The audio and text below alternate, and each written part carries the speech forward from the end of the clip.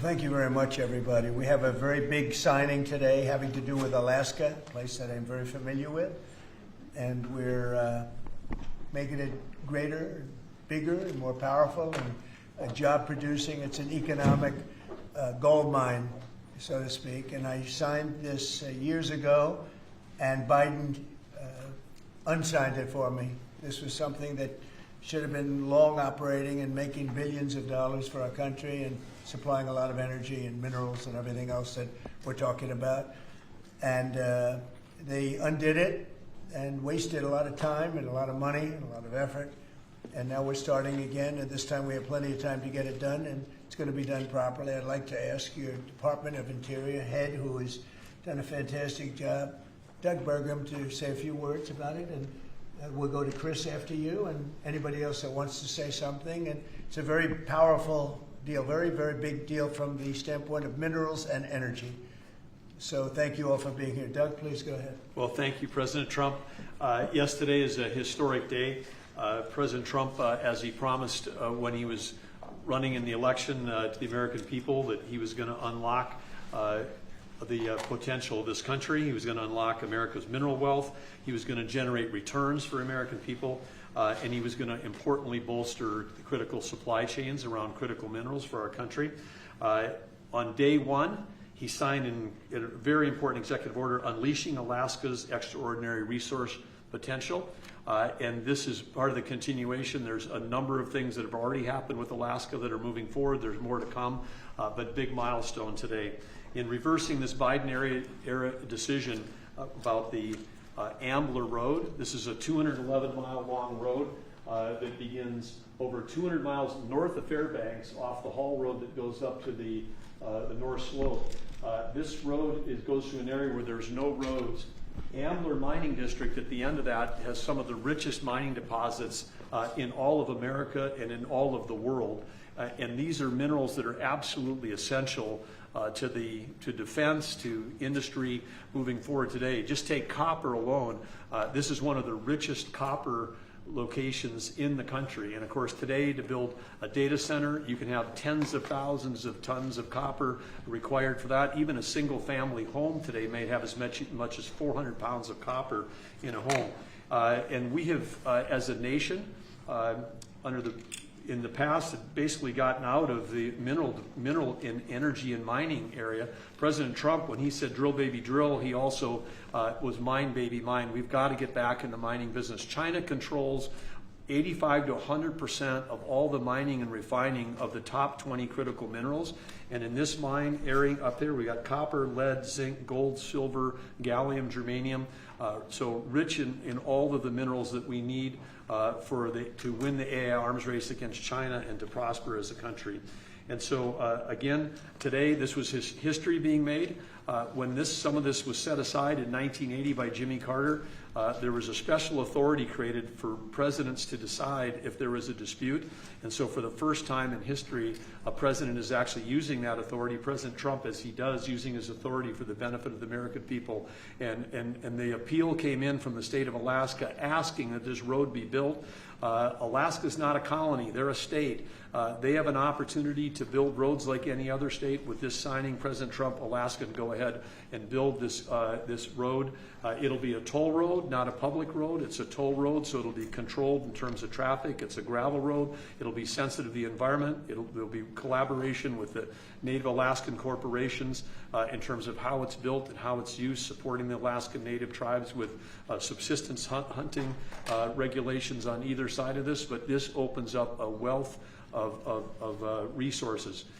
In addition, there's going to be an announcement made later today that is part of this announcement that the Department of War, the United States government, is making an investment in Trilogy Minerals. They're one of the companies that has mining claims in this area that is a remote wilderness right now. And again, making that investment so we can make sure that we're securing these critical mineral supplies and that ownership in that company will benefit the American people. With that, I'll kick it over to Chris Wright. Thank you, Doug, and what a huge thank you to the President today. This is a tremendous achievement for the people of Alaska, We were in the North Slope of Alaska a few months ago celebrating energy development there. They want jobs and opportunity to develop the resources on their lands. This is another major step forward. We say energy is the lifeblood of society, the circulatory system. Minerals and metals, they're the skeletal infrastructure, the physical upholding of everything we do. Everywhere we walk and operate, your cameras, everything you hold are made out of metals and minerals. President Biden thought it was appropriate to offshore both of these industries outside of our country. That has not left us in a strong place. President Trump, in his first term, and even more strongly in his second term, is bringing those industries back to our country.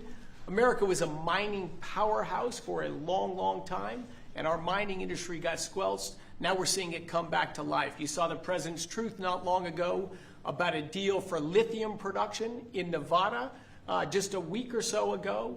This will more than tenfold increase American lithium production. And this infrastructure, this mining road in the Ambler Mining District, will just have immense impact on future mining opportunities for our country's security and economic opportunities for the people of Alaska. Our critical minerals and mining expert within the administration is standing right next to me, David Copley. I'll see if he wants to add any words. This is a really big deal for the American mining industry, and I think it shows the president's seriousness about getting this industry going and making sure we have the critical minerals we need for our defense industrial base and for our broader economy. Thank you very much. And I think we want to get this going by a certain time, so I signed it. And Will, I'm going to give it to you, and you get it filed. And Sir. Good job. Thank you, sir. It's a big job. Thank you very much.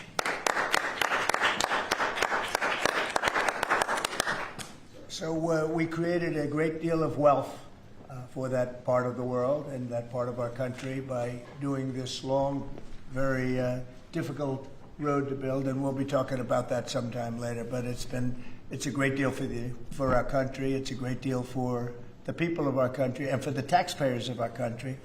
And if you have any questions on that, let me know. Steve? What do you expect the road to be constructed? I mean, how quickly will that get underway? Well, this road, as I said, industrial road, it'll have ownership. It'll likely be split between the state of Alaska, the federal government, and the Native Alaska corporations. We would expect that construction would begin next spring with planning throughout this winter. The 211-mile long road will be a gravel road with a solid design base to handle the weight of the trucks that are going in and out. This is typical design that far north. Because asphalt with a freeze-thaw cycle, very difficult with asphalt or concrete. So gravel, a fantastic gravel road is going to have the least impact on the environment, going to be the best suited purpose. Alaska's done this in the past with the Red Dog mine. They built a toll road that, again, has ownership. The companies that use the road pay to transit that road. So this is an economic model used around the world in mining districts. We'll apply it right here. And again, it's going to generate revenue for the American people and for the citizens of Alaska as opposed to a cost. And also 2 bridges. We're going to build 2 bridges that will be able to complete, and we'll get them up very quickly. And how long to complete? I mean, 211 miles, that's a lot. Yes, we'll get it done in less than a year. It's going to come in three phases. The first road, as President Trump said, will go quickly, which is they call it a pilot road. We'll build a single lane gravel road through the full duration of it. That'll be then expanded to a second phase and then a third phase over time. But again, we want to get that pilot road built because then we can help get materials back to help the mine get started quickly as well. Mr. President, there's negotiations happening with your team in Egypt right now over your proposed peace plan. It was reported by Axios over the weekend that you had called with Prime Minister Netanyahu where you told him to stop being so negative and to take the win when it came to Hamas's response to that. Is that true? And no, it's not true. He's been very positive. He's been very positive on the deal. Everybody is. I think every nation is. We have just about every nation working on this deal and trying to get it done. Something that you could say 3,000 years if you look at it in certain ways, or you could say centuries, but this is a deal that incredibly everyone just came together. They all came together. No, Israel's been great. They've all been good, Caitlin. And in the negotiations, do you have any red lines in terms of Hamas disarming and whatnot? Are there any places you're willing to negotiate? If certain things aren't met, we're not going to do it. But I think we're doing very well, and I think Hamas has been agreeing to things that are very important. Mr. President, on the government shutdown, Mr. President, if the vote today fails in the Senate, will that trigger layoffs? It could. At some point it will. And, you know, the Democrats are the ones that started this. And if you think about it, it's about health care to a large extent. It's about we want great health care for people. We don't want to give the money away to other people that come pouring into our country. And they've already poured because nobody's coming into our country. Now we have the border totally stopped. In fact, numbers we just announced again, we're at another 0. So we have 0 for 4 months in a row. 0 people coming into our country illegally. That's a pretty good number. I'm not sure even I can believe that, Doug, if you want to know the truth. 0. We went from millions of people to 0, but it's pretty close to that number. And the way you stop them is not to give away, not to announce that you're giving everybody free health care, free this and that. But what that does is it affects the American people because the American people are unable to get good health care. Obamacare has been a wreck, as you know, and to do that, we have to keep it propped up and do the best you can with it. It's a mess. But a lot of things are going on in that. You know, we talk about Hamas, then we talk about negotiations that we have going on right now. We have a negotiation going on right now with the Democrats that could lead to very good things. What kind of and I'm talking about good things with regard to health care. Are you speaking with Democratic leaders? What kind of negotiations? Well, I don't want to say that. I don't want to say that. But we are speaking with the Democrats, and some very good things could happen with respect to health care. Would you make a deal with them on the ACA subsidies? If we made the right deal, I'd make a deal, sure. So you would make a I mean, you have right now subsidies. You have subsidies. That's the problem with Obamacare. The subsidies are so much. It's billions and billions of dollars is being wasted. And we can have a much better health care than we have right now. And we're talking to them. I mean, I'm not saying that's going to happen because this has also been going on, not for 3,000 years, but it's been going on for a long time. But, yeah, we're talking to the Democrats. You would work to make a deal with them on I'd like to see a deal made for great health care. Yeah, I want to see great health. I'm a Republican, but I want to see health care much more so than the Democrats. So, Mr. President, on all of this, as you know, the American people are experiencing a lot of pain with any kind of government shutdown. And while you're dealing with Democrats and, of course, Republicans are standing their ground, what is your message directly to the American people who may encounter some of this pain and despair? How do you give them hope? Well, up till now, there hasn't been a great deal of pain. There could be a great deal of pain, but up till now, there hasn't been. I will say this, just hang in there because I think a lot of good things are going to happen. That's all I can say. I mean, I think a lot of good things could happen, and that could also pertain to health care. Mr. Follow-up question. President, I've seen a surge in attacks on ICE agents across the country, including the shooting in Dallas and over the weekend in Chicago. We saw 10 cars boxing in on ICE agents and another one ramming into an ICE vehicle. Yeah. We have heard Secretary Noem saying that some of these attackers are actually organized and they're planning to kill and ambush these officers. Right. What are the consequences for you? Very severe. We're going to have very severe. We're going to find out who's going after our federal agents. So when you look at Chicago, they've had probably 50 murders in the last 6 or 7 months, 8 months. Many, many people shot, like 30, 40, 50 people shot. Didn't die, but they've been shot. It's like a war zone. And then I listen to the governor and the mayor get up and say how they have it under control. They don't. It's probably worse than almost any city in the world. You could go to Afghanistan. You can go to a lot of different places, and they probably marvel at how much crime we have. Then you go to Memphis, where we are right now. Now, it's just like in Washington, D.C. right now. You people know better than I do, because you have to live right inside. And so many of the press have come to me. They've said, I can't believe it. It's changed so much. We have a safe city in Washington. Memphis will very soon have a safe city. Chicago can be very, very safe. It's going to be very safe. But Chicago is going to be very safe.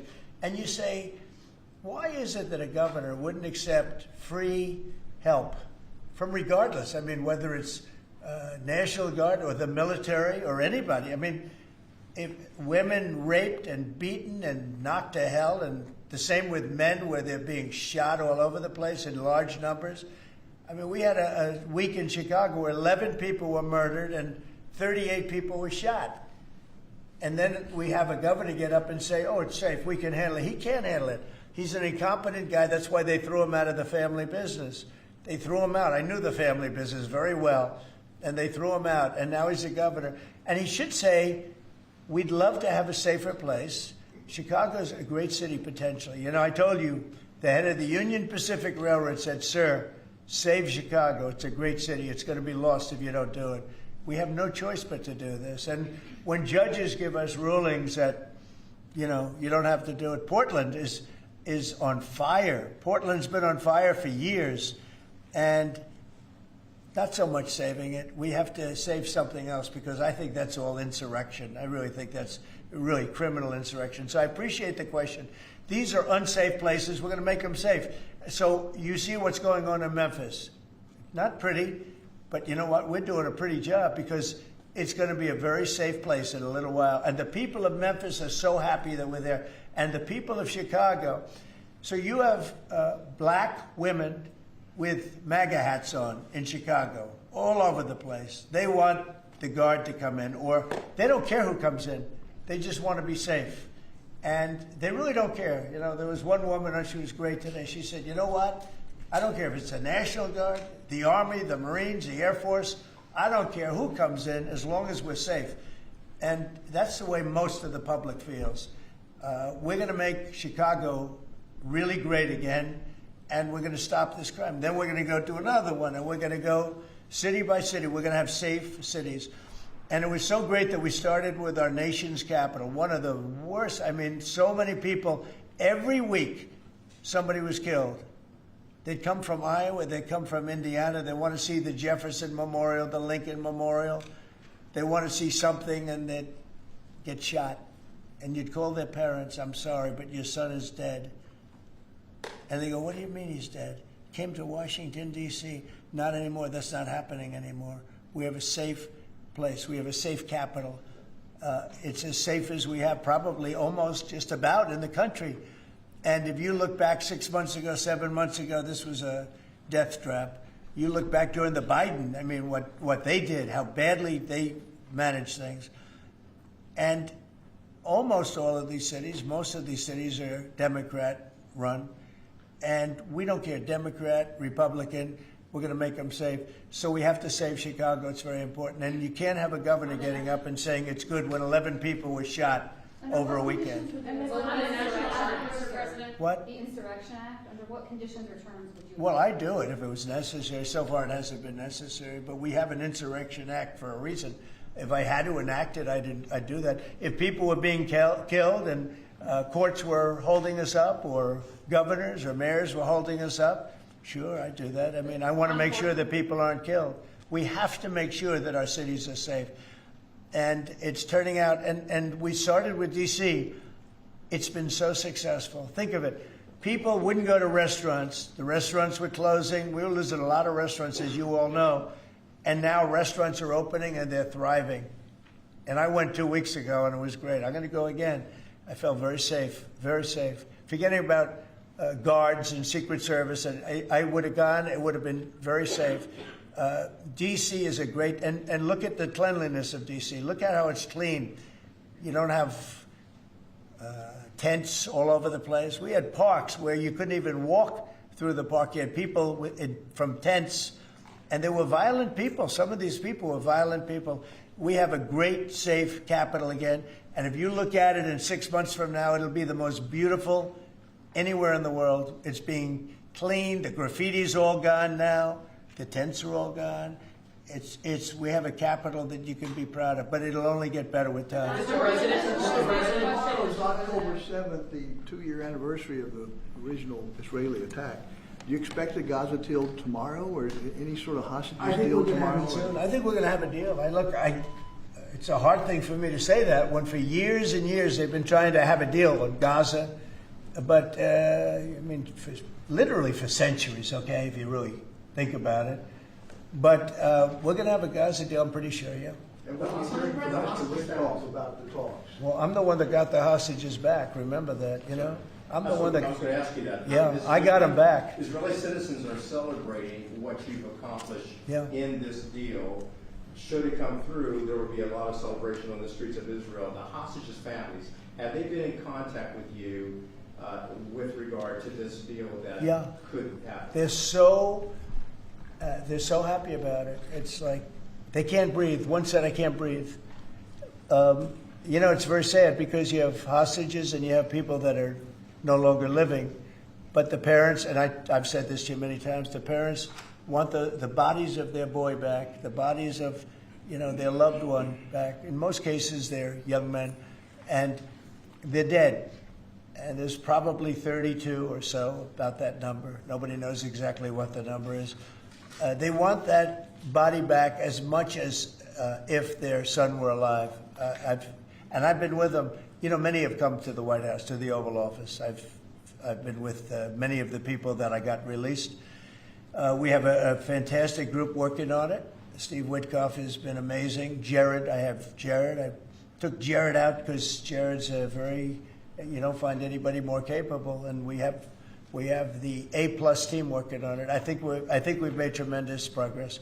And yeah, the people of Israel wanted it to happen, but the people related to hostages, I mean, you see in Israel tens of thousands of people.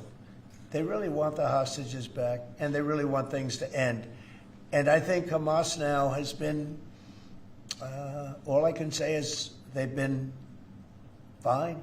They've been fine. I hope it's going to continue that way. I think it will. I really think we're going to have a deal. We have a really good chance of making a deal, and it'll be a lasting deal. We want to have peace. This is beyond Gaza. Gaza is a big deal, but this is really peace in the Middle East. And the amazing thing is we have every Arab country, every Muslim country. We have every country surrounding. They all want. I spoke with President Erdogan of Turkey. He's fantastic. He's been pushing very hard. He's a very powerful guy, and he's been pushing very, very hard to get this deal done. And Hamas has a lot of respect for him. They have a lot of respect for Qatar. They have a lot of respect for UAE and Saudi Arabia. We have everybody is on our side to get this deal done. There's never been anything like it. Nobody's ever seen it. There's always been like 80% of them don't want something done. I think virtually we even had a signal, a very strong signal, as you know, from Iran. They'd like to see this done. Mr. President. Yes. Mr. President, Governor Abbott offered up the Texas National Guard to you. Have you had any other conversations with other red state governors? They're willing to offer. Every one of them is willing to offer whatever we need. We thank Governor Abbott of Texas. Every one of the red state, as you call them, red state governors is willing to give whatever we need because they want our agents protected. You know, these ICE agents have a tough job. They have to go in and get, in many cases, stone cold criminals, hardened criminals, long-time criminals. And every, essentially, Republican governor has offered up whatever we need. And some Democratic governors also. Daniel? Yeah, Mr. President, thank you. A quick question on the subject of the order. The Biden administration, previously speaking, they shut down Alaska for business. You reversed that, you reversed it on day one, you opened it up, going after all the critical minerals. This mission of yours, Secretary Burgum, Secretary White, to boost our own independent production of critical minerals, rare earths. Can you just talk about how important that is over the next 4 years, sir? Well, it's very necessary. You know, in the past, we were able to go to other countries, buy whatever we want, but all of a sudden, if those countries are hostile, and by the way, China hasn't been. We've made deals with China. You know, they approved the TikTok deal. Everyone said you'd never get the TikTok deal approved. They approved it, and we have great people buying it. Big, strong American companies are buying it, the most prestigious companies there are, actually, and they're going to make sure everything's good. But President Xi was great. He approved it. So I'm not saying hostile, but it's good to have our own minerals. And, you know, we created tremendous value by creating a road. We build a road that only we can do because we have the rights to do it, number one, and we have the power to do it. And so we build a road that's over 200 miles long through a very beautiful area of the world. Actually, it's incredible. When you look at it, it's incredible. But a rough area from the standpoint of building. So we get a road done. And with that, we unleash billions and billions of dollars of wealth. It's pretty amazing when you think of it. And it's wealth that we need if we're going to be the #1 country. You know, we're #1 now with AI. You probably read. We're beating everybody with AI at levels that nobody ever thought even possible. And one of the reasons we are is because of energy. So our grid is old and tired, like most grids are. They get old with time. I mean, you know, the older you are, the older the grid gets, right? but I've allowed the people building AI or other plants, other types of plants, but AI in particular because they need so much electricity. I've allowed them to build their own power. And it's been amazing. They're building massive plants, and with the plant, they're building their own electricity. They've become a utility in a sense. I said, maybe you'll do better with the utility than you do with the AI. I don't know. But we're letting them build their own electricity. So we don't have to worry about the grid. We don't have to worry about anything. And they're going to build it in such a way that if they have excess capacity, they're going to put it back into the grid. It's pretty amazing. So when they build, we're giving them permits to build their own electric power plants, and it's incredible when you see what they're doing. And because of that and other things that we're doing, we're leading every country. Nobody's even close to us with AI. And AI seems to be the big thing. I don't know. I can't tell you that. There are a lot of people building, and a lot of people have high stock prices because of AI. So a lot of people think it's great stuff. And I think it's great stuff. I look at it, it's amazing what it can do. In terms of medical costs, in terms of knowledge, it's basically information, and information at a level that nobody thought possible before. So we'll see. But they're building plants where you saw the one overlay that I did where, in this case it's Meta, one of their plants is essentially the size, almost the size of Manhattan. And that's a building, you know, it's a building that covers Manhattan. So it's big stuff. And nobody's even close to us. We're leading AI by so much. Mr. President, Yeah, go ahead, please. Since the start of your administration, we've seen a lot more Americans wanting to join ICE. And as we're seeing more attacks on them right now, what's your message to rank and file ICE agents who are trying to do their jobs but are facing a 1,000% increase in attacks? I love your questions, you know. I like you. So who are you with? I'm with NTD. Very I was good. the one who got mugged. You were the one, that's what I thought. You got mugged. You're not getting mugged anymore. Not anymore. She was really, you're lucky to be with us with that deal that happened. I know all about that. Not anymore, though. You feel a different world out there, right? Totally. You're safe with the baby nowadays. Oh, good. Well, you're safe now. Nobody's going to be hurting you in any way. Thank you, Mr. President. Okay, thank you very much. Mr. President, on the Supreme Court today, Thank you. So the bottom line on your question, we're just going to make things real safe. We're going to have a country that you can be proud of, not a country that you read about every day where somebody gets mugged from behind or hit over the head with a baseball bat. Those people aren't with us any longer. Yeah, please. Mr. President, yes. Thank you very much. Thank you, Mr. President. On today's call with Lula from Brazil, Yeah. are you considering lowering tariffs after the call? Well, I had a great talk with the president of Brazil, who's a good man. I met him actually at the United Nations. I was going up to make a speech, and I didn't have a teleprompter. I was walking up to my teleprompter. I said, I don't have a teleprompter. But just before that, I met with President Lula, and I found him to be very good. I mean, we had a very good talk for about, 2 minutes. And then I went up to make a speech, and I was surprised to see, how would you like that one, Doug? I've got every leader in the world sitting out there. And my teleprompter isn't on. You know why, Daniel? Because it was a rigged deal. But fortunately, I made a better speech than I would have if I read it off a teleprompter, which is pretty easy to do. So it was quite a day. That was a big day. But we met and we liked each other. And, we had a great conversation. We'll start doing business. And are you considering traveling to Brazil for COP30? At some point, I would, and he's going to come here. We talked about that. And a follow-up question on Israel. Israel government has been arresting and deporting activists that were traveling to Gaza. Today, Greta Thunberg, for instance, also some... Well, she's just a troublemaker, I mean, she's no longer into the environment, now she's into this. She's a troublemaker. She has an anger management problem. I think she should see a doctor. She needs anger. If you ever watch her, she's a young person. She's so angry. She's so crazy. Now you can have her. She's just a troublemaker.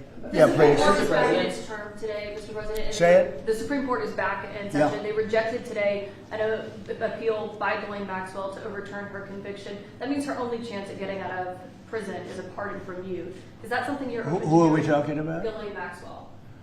I haven't heard the name in so long. I can say this, that I'd have to take a look at it. I would have to take a look. Did they reject that? She wanted to appeal her conviction. And what happened? They said that they were not going to hear her appeal. I see. Well, I'll take a look at it. I will speak to the DOJ. I wouldn't consider it or not consider it. I don't know anything about it. So, but I'll speak. I will speak to the DOJ. Why would she be a candidate for clemency, sir? I don't know. I mean, I'd have to speak to the DOJ. I'll look at it. I have a lot of people who have asked me for pardons. I call him Puff Daddy has asked me for a pardon. But she was convicted of child sex trafficking. Yeah, I mean, I'm going to have to take a look at it. I'd have to ask DOJ. I didn't know they rejected it. I didn't know she was even asking for it, frankly. Steve? Have you made a decision on whether to supply Tomahawk missiles to Ukraine or sell them to NATO and let them sell them to Ukraine? Yeah, I've sort of made a decision, pretty much. If you consider, yeah, I think I want to find out what they're doing with them. Yes. You know, where are they sending them? I guess I'd have to ask that question. That war should never have started, would have never started. Such bad judgment was used there. I think on both sides, by the way. But nobody looks good with the war with Russia and Ukraine. Nobody. It's been a horrible. This week they lost over 7,000 soldiers between the two of them. This is every week they're losing 7,000, 8,000, 5,000. They have a range of like 1,500 miles or something, and so they'd be able to. No, I know. No, I would ask some questions. I want to see what's. I'm not looking to see escalation. Yes. And tomorrow you're meeting with the Canadian Prime Minister. What's on the agenda for that? Well, I guess he's going to ask about tariffs because a lot of companies from Canada are moving into the United States. You know, everybody's moving back into the U.S. and he's probably going to be asking about tariffs. They're losing a lot of companies in Canada. They're coming into they left here. They left here 20 years ago when presidents that sat right at this desk weren't doing their job properly. They were probably good politicians, but they weren't good at business, and they allowed these companies to leave. And all they had to do is do what I'm doing right now. And, you know, I'm not saying it's the easiest thing to do, but it is. It's effective. We're a rich country again. We're a powerful country because, you know, I've ended 7 wars. At least half of them was because of my ability at trade and because of tariffs. If I didn't have tariffs to throw around a little bit, you would have at least 4 wars raging right now with thousands of people a day being killed that aren't happening. We've settled. You know, we settled 7. We're getting close to settling 8. That would be a big one. And that's something that could happen. But so I think he's coming probably to talk about tariffs because a lot of companies are leaving Canada to come into the U.S. And they're leaving Mexico. And by the way, they're leaving China. They're leaving all over the world to come into the U.S. And would you Nobody's actually seen anything like it. Would you shift your position on tariffs in response to whatever you Well, I mean, look, my positions turned out to, everybody said I'm right. They find billions of dollars that they didn't even know they had. Recently, they said they found billions of dollars, and they couldn't understand. I said, check the tariff shelf. And they come in the next hour, and they said, sir, you're right. It was from the tariffs. We're a rich, really rich country again. But more importantly, maybe influence. If I didn't have the power of tariffs, you would have at least 4 of the 7 wars raging. I use tariffs to stop wars. If you look at India and Pakistan, they were ready to go at it. 7 planes we shot down. They were ready to go at it. And they're nuclear powers. And I don't want to say exactly what I said, but what I said was very effective. They stopped. And that was based on tariffs. It was based on trade. Tariffs are very important for the United States. We are a peacekeeper because of tariffs. Not only do we make, you know, hundreds of billions of dollars, but we're a peacekeeper because of tariffs. Mr. President. On the shutdown, Mr. President, the shutdown that occurred during your first term lasted 35 days. Yeah. How long do you expect this shutdown to go? Well, you don't know. Look, I can say this, that it would have not happened except for the Democrats. The Democrats are very foolish. They've lost their way. And we have a new thing now when you look at, it's called crime. It's called absolute, as Biden would say, well, I won't say what he would have said. Remember when he said, it's a 3-letter word, no. Remember that one? Everybody saying, what was that all about? He probably meant exclamation point or something after the word. But this is a 5-letter word, crime, C-R-I-M-E.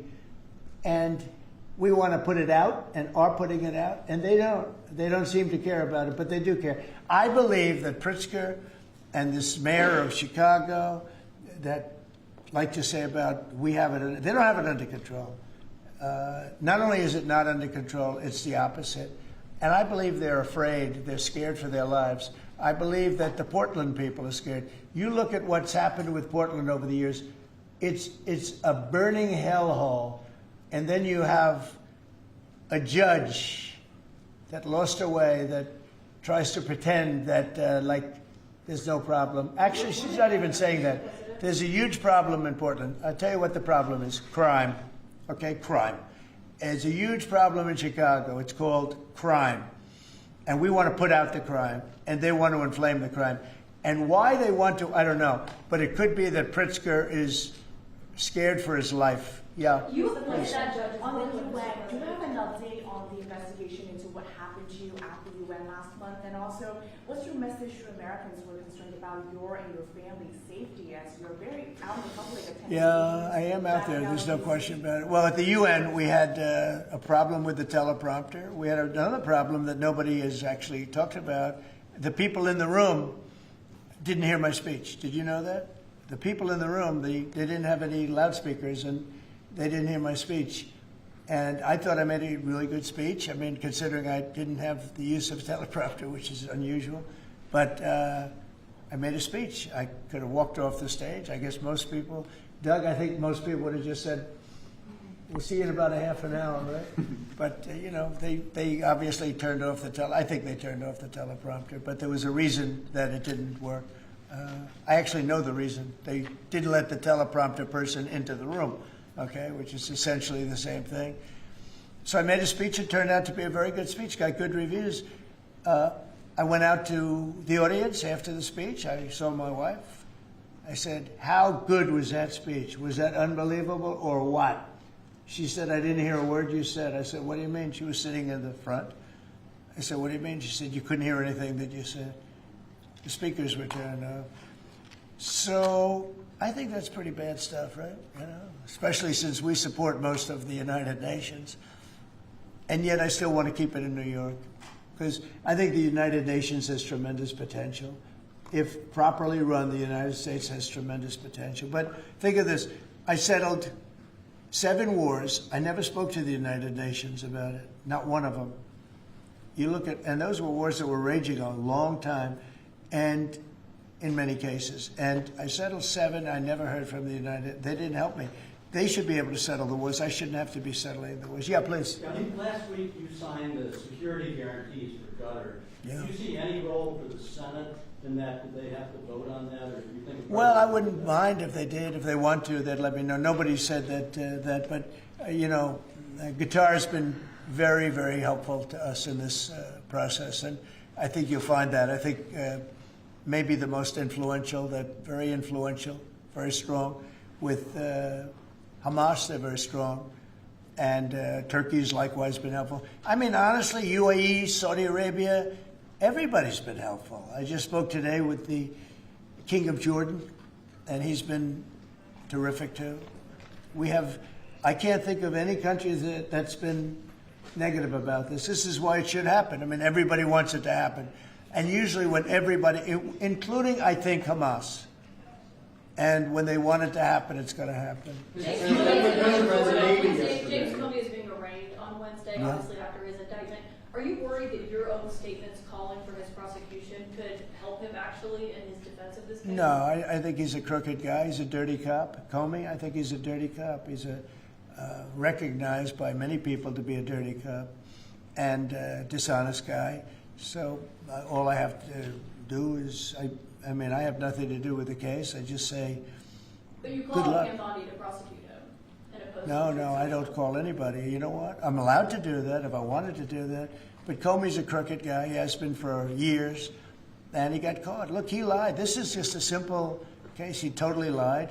And then he confirmed the lie on, I guess, numerous occasions, or at least one occasion. He confirmed the lie. He said, that's what I said, and I stand by it. And, you know, I mean, the guy, and he didn't say, to the best of my knowledge. He didn't say, well, I don't remember. He made a very definitive statement and a very important statement concerning him. and he got caught in an outright lie. And that's why a group of people, it wasn't me that voted, they voted to indict him. But he's a crooked guy, in my opinion, and we'll find out. The court's going to determine that in a little while, I guess, yeah. President, do you expect to announce farm relief this week? Yeah, I'm going to do some farm stuff this weekend. You have the Yeah, please. Navy yesterday celebrating It was their unbelievable. 250th. Can you talk about that? And as we get closer to America's 250th, you've initiated a prayer initiative as well. Yeah. Talk to me about both of those events and why they're so important, particularly the prayer initiative going forward to the. Well, we have, and we're dealing, as you know, with all of the different, and not just evangelicals, Christians. We're dealing with lots of different faiths, religions, and I've felt for a long time that if a country doesn't have religion, doesn't have faith, doesn't have God, it's going to be very hard to be a good country. There's no reason to be good. I want to be good because you want to prove to God that you're good, so you go to that next step, right? So that's very important to me. I think it's really very important. And yesterday was amazing. We went out. We went to the naval base, the largest in the world, actually, and I saw things that were incredible. The level of I don't want to use the word weapons, but they are weapons. Is the technology on these planes, on the carriers, on all of the different things that we saw. They gave us missile displays. They did the whole I don't think they've ever done anything like it, but it was really impressive. And the talent of the pilots where they can land, the aircraft carriers look massive, but when you put them in the middle of like the Atlantic, or in this case, pretty far off the coast of Virginia, and it's sitting in a big ocean, and it was pretty calm yesterday, but it's still a little bit testy, right? And you have these guys land right on a thing and come to a sudden screeching halt, and they're really something. They were taking off yesterday, and they look over, yes, sir, and then you see them, and you see them just get ripped back into the seat because the G-forces are so great. And actually, if you're not in great shape, because they were doing maneuvers that were incredible yesterday, and the admirals were explaining that if you're not in really good shape, you don't make it because you pass out. These guys, and women, I met some women pilots it's incredible what they're able to do. So we saw something that was great, and you saw the spirit, because we had for a couple of thousand, I think they had probably 22,000, largely sailors, all dressed in the most beautiful white. There wasn't a spot on any of those uniforms. I looked at them, it was just a wave of white. And it was a great crowd and great reception. So, getting back to a very important question that was asked, when you go back a year ago, people weren't joining the armed forces. They weren't joining the Army, Navy, Air Force, Marines, the Coast Guard, Air Force. If you look at, any of them, they weren't joining, Space Force. And now we're setting records, recruitment. And that goes for the police and fire. Now they want to be policemen, they want to be firemen. And firemen, people don't mention them, they're incredible. I know so many of them, they're brave as hell. I wouldn't want to do it, tell you. But they weren't able to recruit. The police weren't able to recruit. And the military wasn't able to recruit. We were really off. And I got elected, and it really started on November 5th. I got elected, and somehow the country developed a spirit. Financially, yes, but also with the military. And now we have record levels of people wanting to be in. Every force is filled. We have waiting lists to get into the Marines, to the Army, to the Navy, to the Air Force. We have Coast Guard. We have waiting lists to get in. It's amazing, actually, what's happened. We have a country it was a dead country. And I say it all the time. We had a dead country 1 year ago. Now we have the hottest country anywhere in the world. And it's nice to see you. I've watched you for years on television, so it's nice to meet you. Thank you very much, everybody. Thank you, press. Thank you, press. Let's go.